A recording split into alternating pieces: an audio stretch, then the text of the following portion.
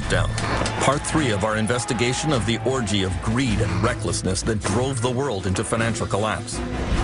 Only now are the hard questions being asked. Only now are the key players being held to account. In this hour, some of the crash victims fight back.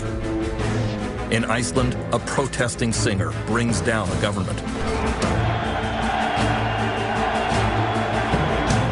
In France, a union leader oversees the kidnapping of his bosses. In California, thousands of families become homeless. He'll tell us, "Why can't you just give us a home like other normal kids?" Meltdown, the secret history of the global financial collapse.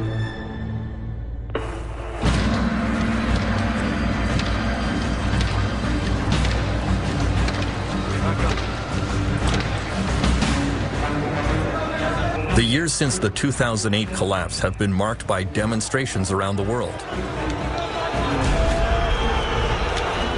Owing to the loss of an estimated 30 million jobs.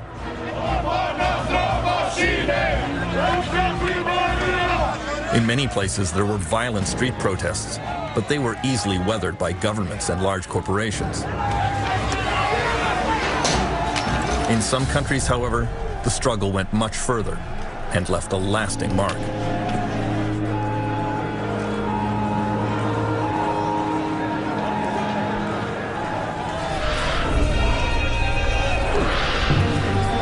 The epicenter of this battle was in France, where workers have always been quick to the barricades.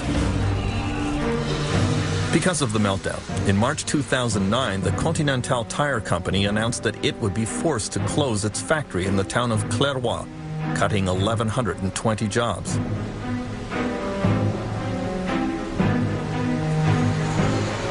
The plant was still showing a profit, but according to the factory boss, Louis Forzy, the workers here were just not as motivated and productive as they should be. Selon moi, et c'est les chiffres qu'ils montrent, nos résultats sont inférieurs à ceux des autres usines.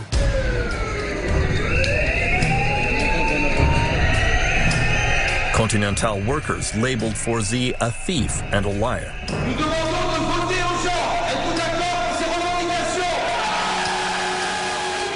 They convened a meeting at the plant to organize a protest.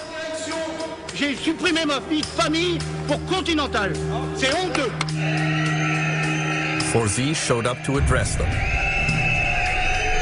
He made a show of his patience and forbearance, until an egg in the head changed his mind. He immediately decided that perhaps he had underestimated the situation and made a tactical withdrawal from the field of battle. Why did that happen? Why? Because people were shocked, they were angry. Je pense aussi qu'il était au courant depuis longtemps qu'il allait y avoir une fermeture du site.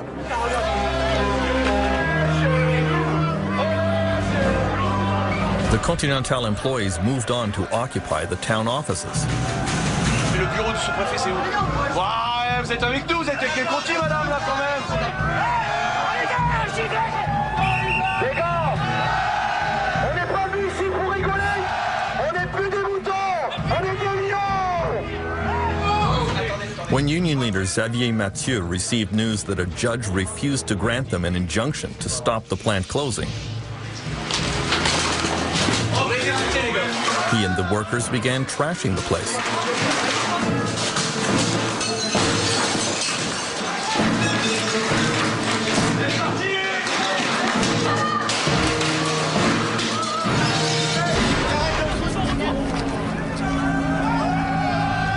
On n'ira pas à l'abattoir sans se défendre.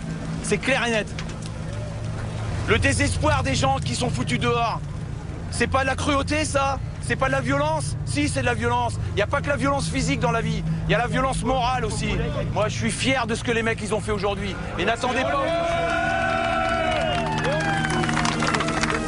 The worker uprising began to spread across the country and became increasingly threatening. The Caterpillar Heavy Equipment Company in Grenoble announced that, in spite of record profits, they would be cutting 20,000 jobs worldwide, over 700 here in France. The global meltdown would reduce demand for their bulldozers, and so production would have to slow down. On March 2nd, workers surrounded the plant.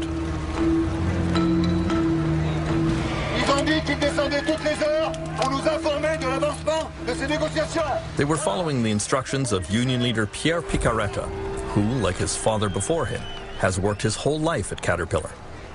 On est des humains et on n'accepte pas, là, tête baissée, cette économie qui nous fait souffrir.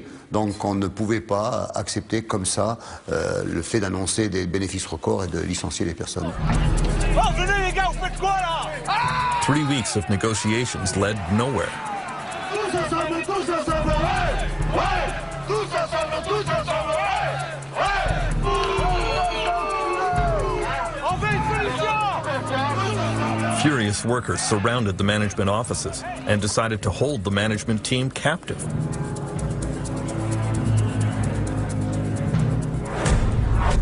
The first union leader on the scene was Nicolas Benoit. Ce coup-là, les patrons ne sont pas partis, donc on les a obligés à venir à la table des négociations pour discuter. Ils ont refusé, donc les salariés ont dit tant que vous ne reprenez pas des négociations qui soient des négociations sérieuses, vous restez là. Et là, vous êtes séquestré ou pas? Pour l'instant, nous sommes... Non. Nicolas Polutnik led the management team that was taken prisoner. At first, he refused any further discussions with the union. Faut pas nous prendre pour des putes. Alors, messieurs, vous voulez reprendre les négociations? With the Caterpillar bosses held captive, the situation became increasingly dangerous. The police did not immediately intervene. The union leaders were trying to keep control of the situation. Oh, les gars, on dort ici, hein? The media were then told that the bosses would be staying the night.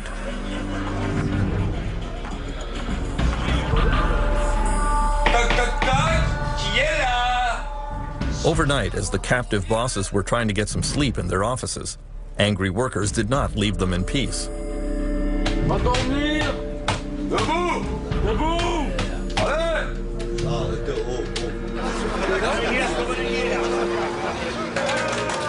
The Caterpillar kidnapping incident made news around the world. It was widely described as boss-napping.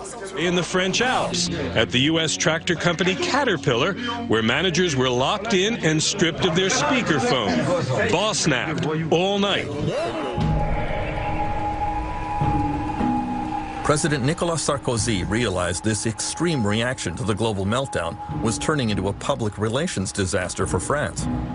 He went on national television to denounce the kidnappers. Qu'est-ce que c'est que ces histoires d'aller séquestrer les gens? On est dans un état de droit. Je ne laisserai pas faire les choses comme ça. Dans un état de droit, la loi, elle doit être respectée. Privately, however, French Finance Minister Christine Lagarde was critical of Caterpillar management. She thought that the situation was exacerbated by the ham-fisted tactics of the American company, a common problem with foreign-owned firms. On a souvent constaté dans des entreprises sous capitaux étrangers que le dialogue n'était pas aussi riche et aussi développé parce que le centre de décision est ailleurs. After an anxious night, Caterpillar management agreed to resume negotiations. In exchange, the union allowed the bosses to leave the plant, although there were some tense moments on the way out.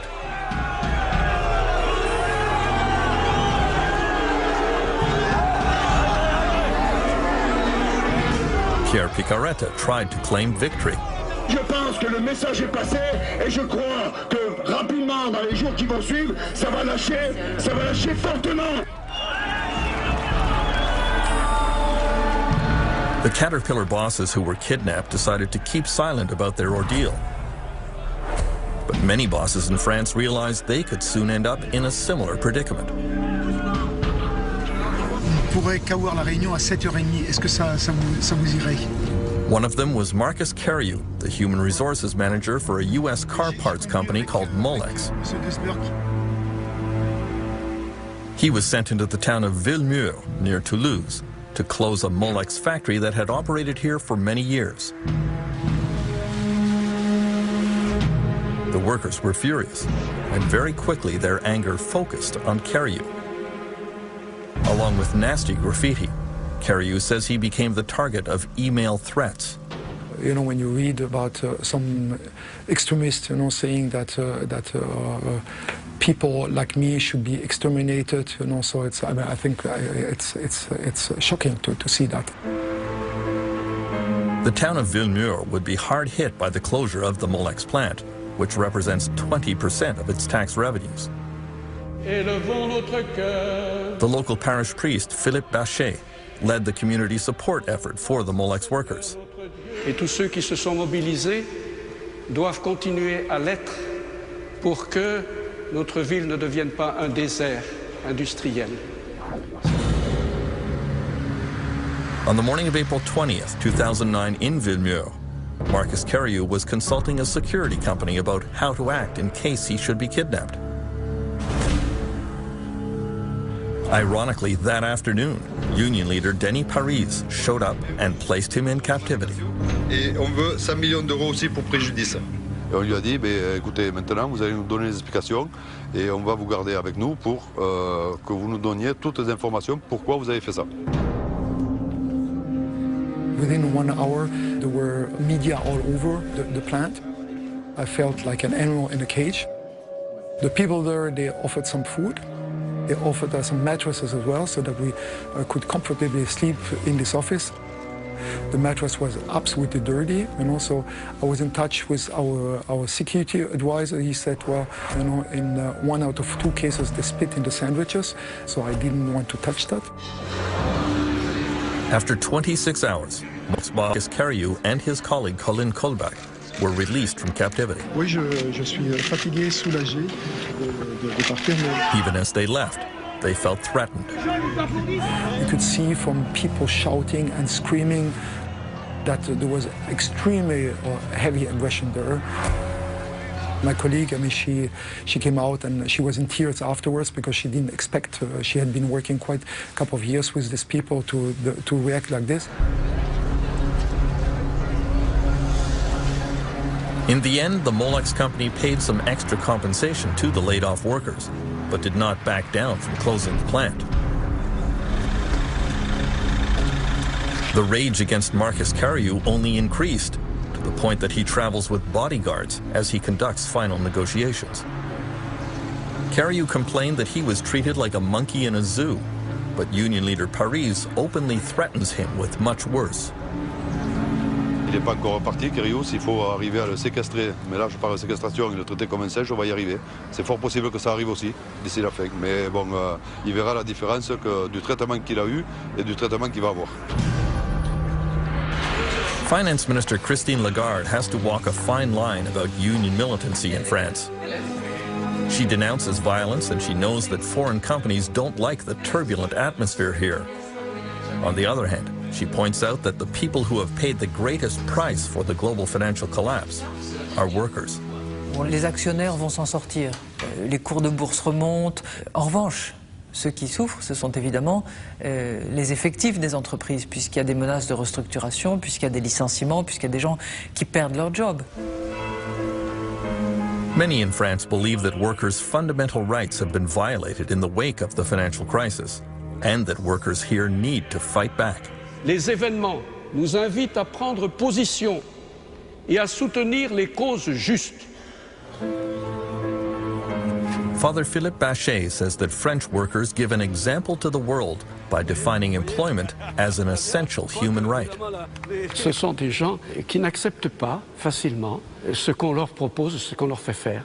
Et donc ils se raidissent et ils défendent à la fois leurs droits, c'est normal, ils essayent de défendre aussi leur travail.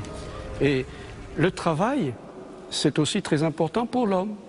L'homme a besoin de travailler.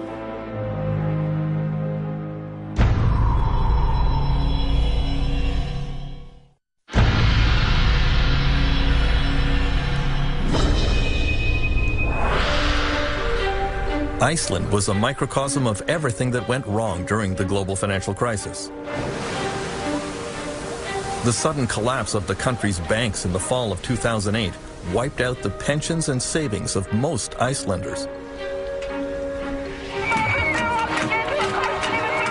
Every citizen was now saddled with a debt estimated at $350,000 per person. Icelanders were furious at the greed of bankers and government cronyism that contributed to the meltdown. In early 2009, some took to the streets to express their dissatisfaction. First, they surrounded the National Parliament, and protest leaders appealed to the public to come out and support them. I sort of wasn't very optimistic that we would be able to mobilize the people. But every week, every day, you got such shocking news that completely shook the foundations of, your sense of what was moral. The immorality that was exposed to us was so shocking that people started to come together.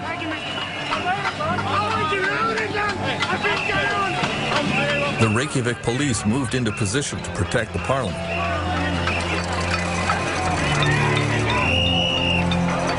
Inevitably, there were scuffles. Nothing like this had ever happened in Iceland, and both sides were unsure how to proceed.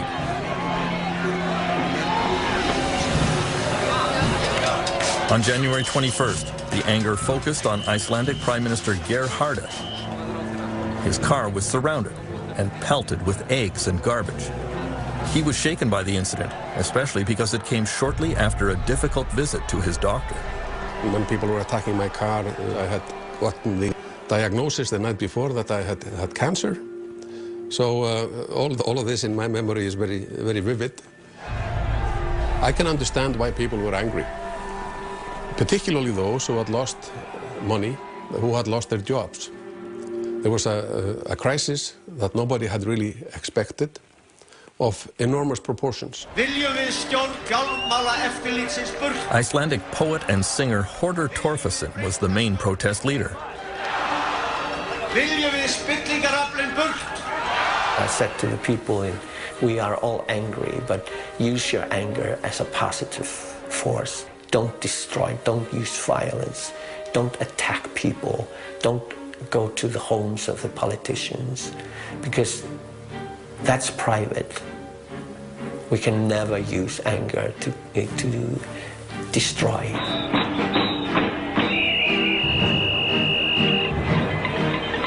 Torfason asked the crowd to go home and get their pots and pans, then come down and serenade the politicians in the parliament. Við þurfum ekki að nota alla þessa peninga. And it was new for Icelanders, ordinary people, to come out and do something sort of illegal, like not obeying police orders and so forth. And in the end, it almost became tribal. There were so many people with pots and pans and homemade drums, and there was this beating and the fires outside the parliament. In a sense, it was sort of the unbearable lightness of being, to be there, to experience this within the nation, and to see the joy and experience the joy when we finally got what we wanted. On January 23rd, Icelandic Prime Minister Geir Haarde addressed his countrymen on national television and announced that he was resigning due to illness. Og velja sér nýjan formann sem leiða mun flokkinn í næstu kosningum. Takk ykkur fyrir. His governing coalition fell apart. National elections were called. The new government in Iceland was left to clean up the incredible mess left by the bankers and politicians who preceded them. Og í dag yfirgefur nýfrjálshyggjan Steingrímur Sigfússon became the new finance minister. Obviously, the international crises are hitting a lot of countries, but in Iceland it's probably more painful than almost anywhere else, because things were taking to such extremes in Iceland. This neoliberal privatization experiment that was driven forward by greed and bad practices in business had a terrible ending, and now we are paying the price. And like usually, it's not the people that caused the problem that have to tidy up afterwards. Many Icelanders feel they are living in the ruins of a collapsed society. Every night, Reykjavik police see the symptoms, like an upswing in domestic violence. Here a woman has called for help because her estranged husband has broken into her house and grabbed her baby in a fit of drunken desperation.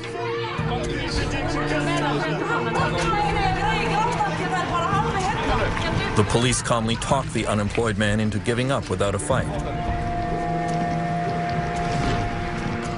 Constable Stefan Einerson says police here are sympathetic with people who become despondent after they lose their jobs. We're just people like everybody else. We have mortgages and car payments we have to make. So we're in the same situation as everyone else. Protest leader Birgitta Jonsdottir was elected to the Icelandic parliament. I feel incredibly strange, and at the same time I feel deeply honored to be trusted, to be in there. I will just carry on doing what I was elected to be sort of a bridge or a voice for ordinary people, for the grassroots movements within this building there. As a result of the meltdown, young people in Iceland faced decades of high taxes and reduced social services to help pay off the debts run up by Icelandic banks. At this art college in Reykjavik, the students are multilingual, well-educated, and mobile. And there is a great fear that a high proportion of them will just give up on Iceland and move to other countries.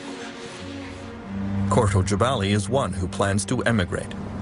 Most of the people I know don't want to live here forever. They all want to leave. Like everyone. I don't know one single person my age that really wants to stay in Iceland.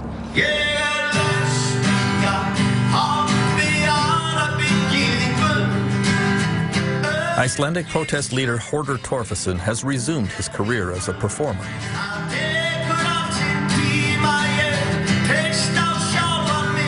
He realizes that many of his countrymen are demoralized and that many young people want to leave. But he is quite sure that Iceland can still have a bright future. I think many of these people, if they go away and they look around in the world and they start revaluing or seeing what really they will come back. I traveled the world, I've seen so many things that I think this society is a very good one, and we have the opportunity to build it up. And I see signs of this beginning. People are really standing together and helping each other.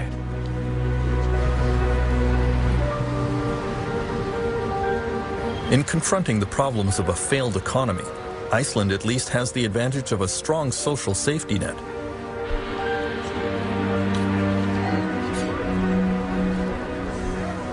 The situation is much more difficult in what is being called the Western world's most surprising failed state, California.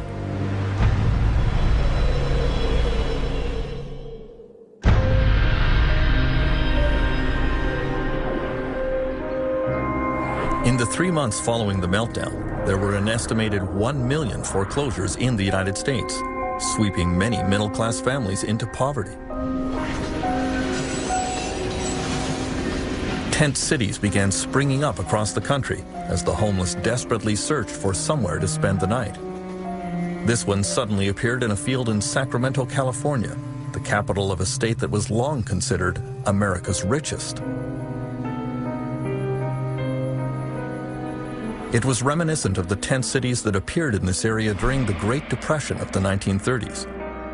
In those days, they were called Hoovervilles, after then U.S. President Herbert Hoover.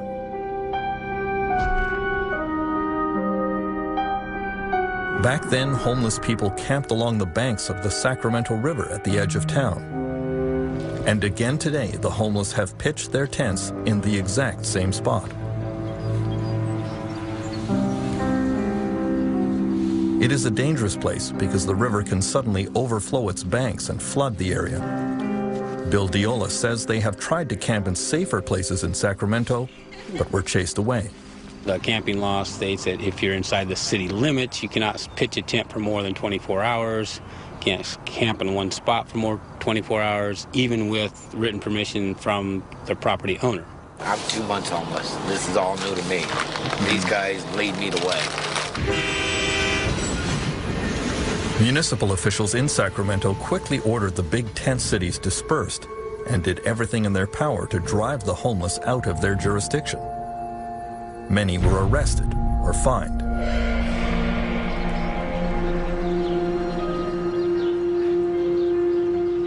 The Harrelson family of Sacramento have been homeless for months. When debt overcame them, they sold their house and tried to move in with relatives, but it didn't work out. They are on bicycles now because they can't afford a car, which is sadly ironic, because Francis is a retired auto worker. I worked for General Motors for about 30 years. And I got an early, when they came out with the early retirements, I jumped on it. Thought it was a good deal. Didn't turn out to be.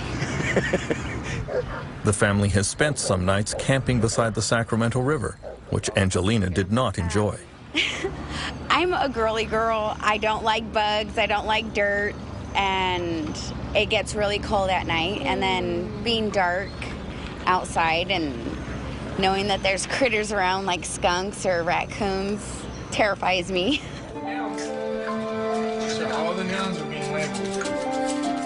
The Harrelsons' 8-year-old son Joseph attends the Mustard Seed School in Sacramento, a school specially for children who are homeless. We do recess and we go in and we eat breakfast there and we do a journal and DOL. And after the afternoon we do math or science, just fun stuff to do. After the global financial collapse knocked so many families out of their houses and down below the poverty line, there are now over 1.5 million homeless children in the United States. This school is privately funded by a charity called Loaves and Fishes. It's not uncommon when the kids first come, you know, we have sack lunches that groups in the community have fixed for the kids. And a child will be eating her lunch and the teachers will notice that she's hiding food. And when asked, that little girl will say, well, it's for my mother. I know she's going to be hungry. And for a child to be hiding food to take care of her hungry mother is not the way things should be. What is this? I have no idea. There's times where he gets really frustrated at us and he'll tell us, why can't you just give us a home like other normal kids? I want my own room back. It breaks my heart when he gets frustrated like that. It really breaks my heart to have to sit there and tell him, you know, I'm sorry. More and more charity organizations are stepping up to offer food and clothing to the homeless, but the demand just keeps growing. Almost 2 years after the meltdown, unemployment and homelessness in California is still getting worse, not better. There are over 100,000 homeless military veterans in the United States, the greatest collection of them in the Los Angeles area.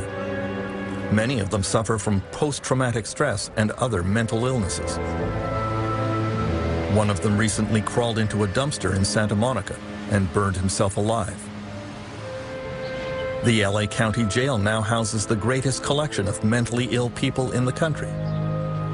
The government here simply can't provide any other facilities or treatment for them. Please welcome the 38th governor of the state of California, Governor Arnold Schwarzenegger recently announced a new range of budget cuts, which will certainly make the situation even worse. But he remains optimistic. The power of California's innovators and entrepreneurs is still strong. We are still the shining city on the hill. I don't consider it by any means a failed state.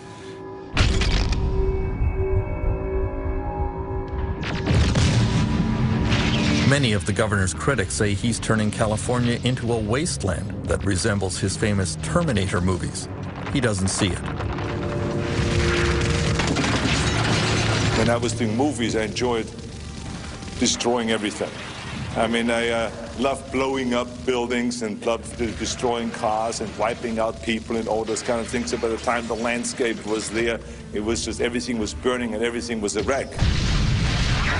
But now when you turn on the news, you see the same thing when they talk about the economy. But the reality of it is it's not that bad. It is bad. We did go down with the economy, but we're going to be okay in California. This debate is turning into a bit of a family feud for Republican Governor Schwarzenegger. He's married to Maria Shriver, whose family has long been associated with the Democratic Party. His brother-in-law, Bobby Shriver, is now the mayor of Santa Monica. He thinks California is a failed state. The optimistic side of the argument is the state's failed. Something radical needs to happen. The non-optimistic side, to me anyways, look, everything's going to be okay. When in fact, it's not okay now, it's getting worse, and it could get a lot worse. If you're a disabled senior at home and someone comes and gives you your food and cleans your diaper once a day, that person's about to be fired. You're going to have to move out of your apartment into a nursing home where you don't know anybody in order to save $15 a day in California. The most creative, smartest group of people in America. Can't figure out how to finance that. That's a failed situation.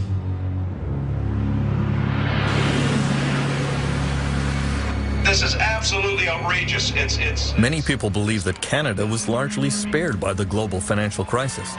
The people of Windsor, Ontario, don't feel that way.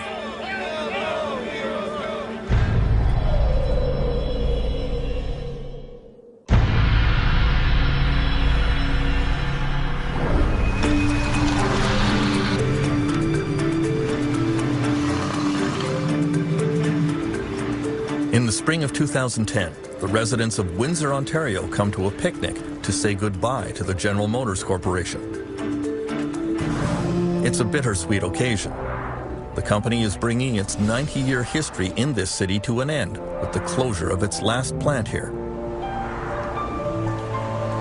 The last 500 GM workers in Windsor are losing their jobs and joining the list of workers around the world who have been hurt by the meltdown. The auto industry has been among the worst hit.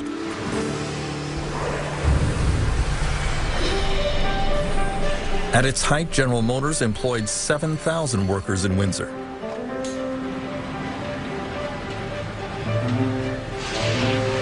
But today, GM says there is just not enough work to keep this transmission plant open. As 49-year-old Ray Simard spends his last days on the assembly line, he has fond memories of the day he walked in the door in 1981. As a child, I visited the plant. As a young boy, I always said, I'm going to work at General Motors. And I got the job, and I was ecstatic.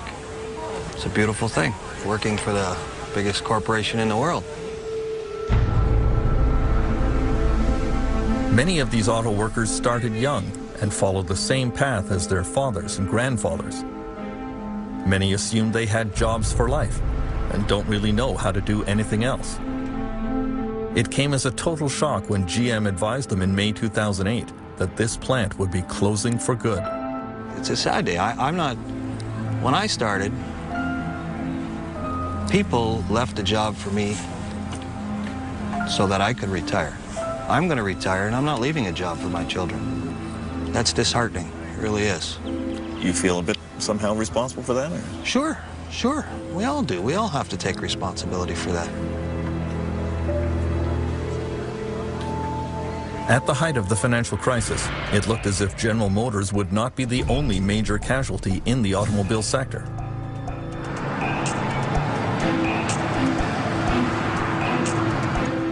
Chrysler was headed for bankruptcy as well.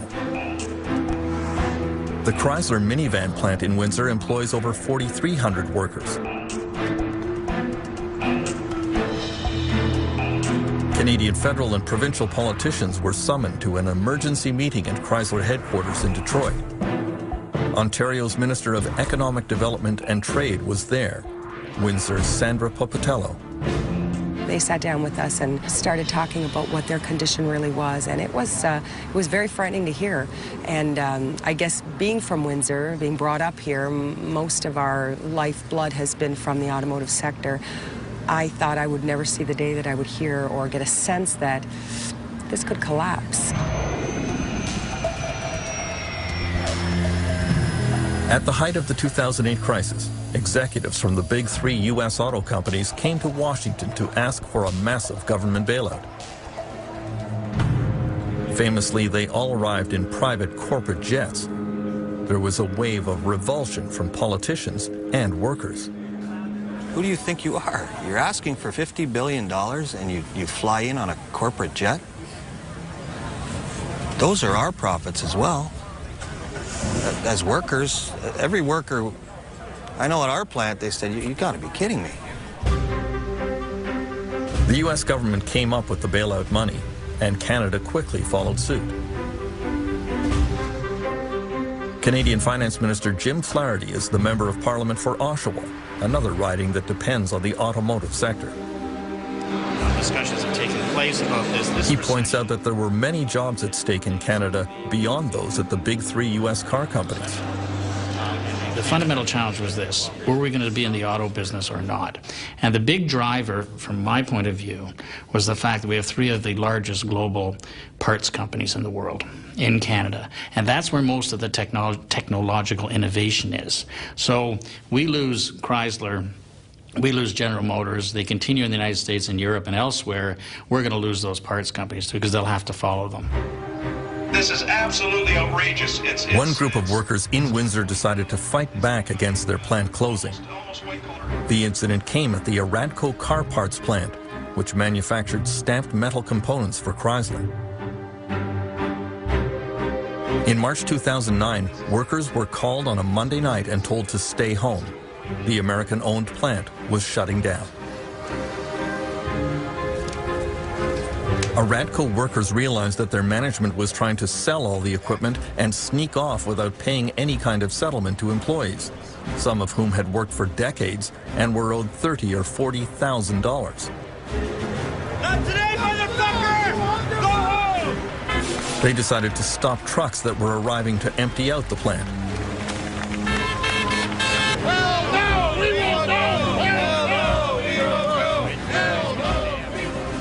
Then, when management still refused to negotiate with them, the workers occupied the plant. Isn't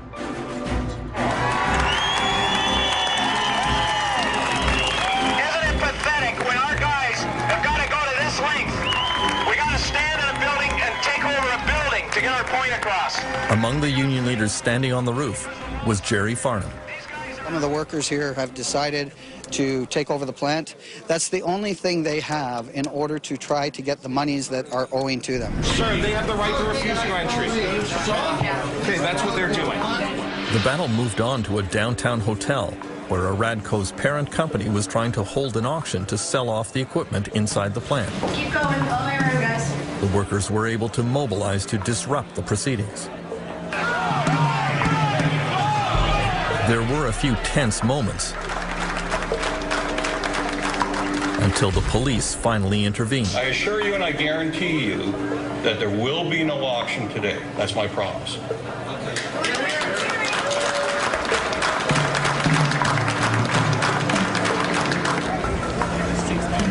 It turns out that the American owners of this plant were already fugitives from justice.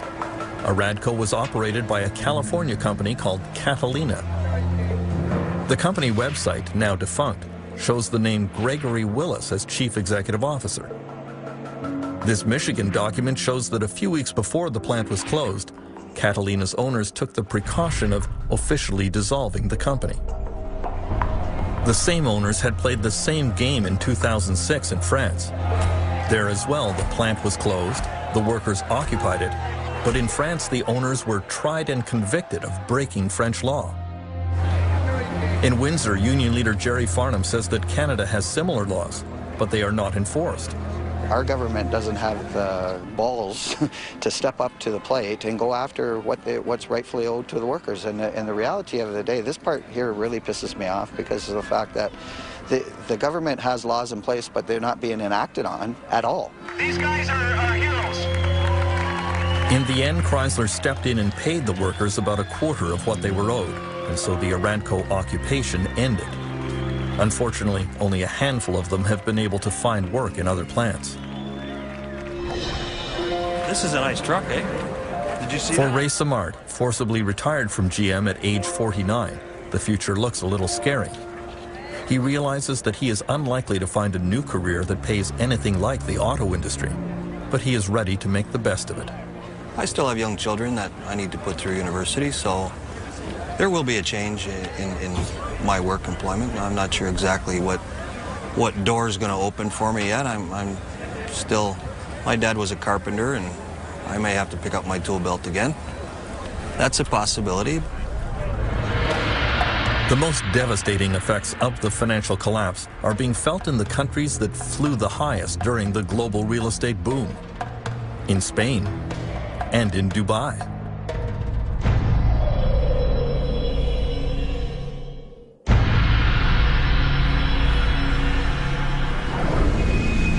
Most workers around the world had little way to fight back against the effects of the meltdown. During the boom years, Spain was called the miracle of Europe. No more. At 6 a.m. every morning at the Plaza Elliptica in Madrid, immigrant workers from many countries line up and hope to be picked for a day's work by small contractors who drive by. With unemployment at 20%, they were the first to lose their jobs. The Spanish government recently offered to pay immigrants to go back to where they are from. Few took up the offer. Suleiman from Mali says he will hold on here in hopes that things will improve. But he sees no evidence that will happen.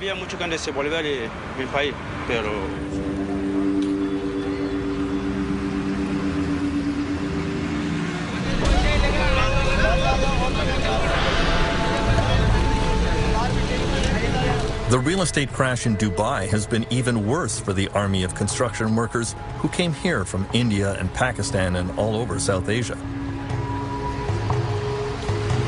They are paid on average $3 a day. Many of them have been thrown out of work. Many have not been paid for months.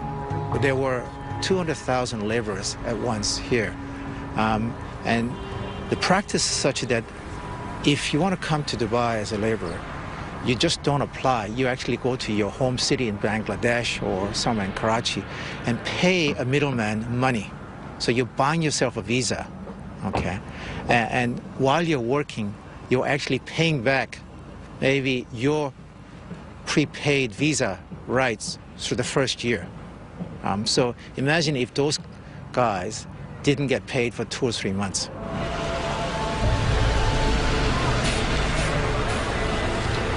Some of these workers went on strike demanding back pay. Dubai authorities started rounding up unemployed workers and forcibly expelling them from the country.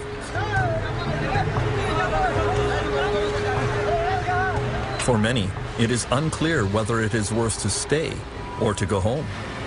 Because many of them had to take on debt in their home country in order to get to Dubai to pay for their visas and sponsorship, they're actually going to go home either at a loss or, in the worst case, indebted to money sharks in their home country. So in many ways, they're the biggest losers of the Dubai crisis. As the grim toll of the financial crisis continues to mount around the world, many governments are looking for the true causes of the meltdown. In many cases, what they are finding is criminal.